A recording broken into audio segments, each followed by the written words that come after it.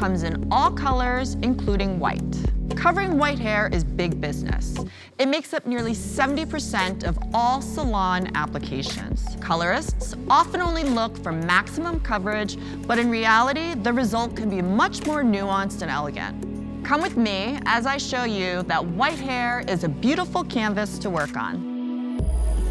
In the hair bulb, granular and diffused pigments of hair are made inside the melanocyte cells. These cells specialize in making melanin. Melanin gives hair its color.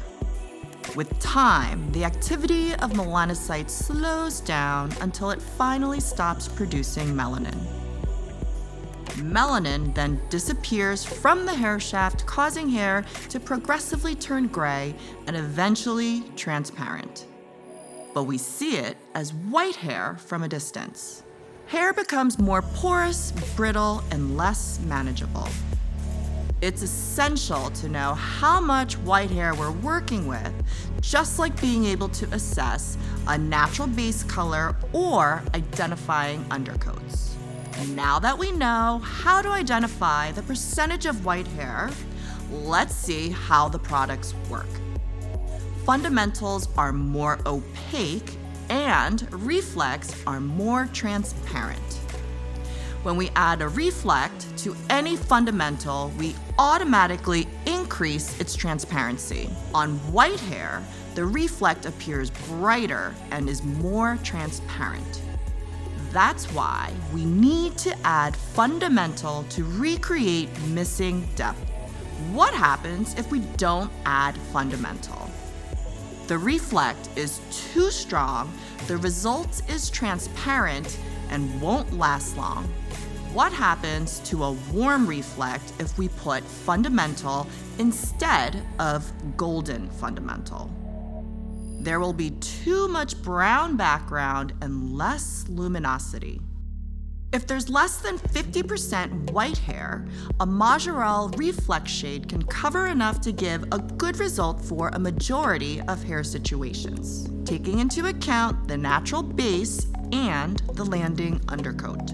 If there's more than 50% white hair, then there's not enough natural base present, so we ignore it. We need to add some fundamental to perfectly cover. For cool shades, we use a normal fundamental. Example, half 7 and half 7.1. For warm shades, we prefer using a golden fundamental because the reflect is more luminous and true to tone. For example, half 7.3 and half 7.4. Let's practice. I'll give you a shade and you'll tell me if it's cool or warm and which fundamental to use. First up, shade 4.26. If you said it's cool, yes, you're right. Which fundamental would you use? 4. That's it. The next shade is 4.45. Yes, it's a warm shade, so we use a 4.3. Here's your last shade. It's 9.31. Did you guess a warm shade? You're right. So we can mix with 9.3, but there's another option. Since it's also beige, we can also use 9. It depends on how cool you want the beige to be. For INOA, the same rules apply, but with more or less than 70% of white hair. This rule of white hair coverage applies in most cases. We can apply the rule when white hair is not evenly distributed and more concentrated on the hairline.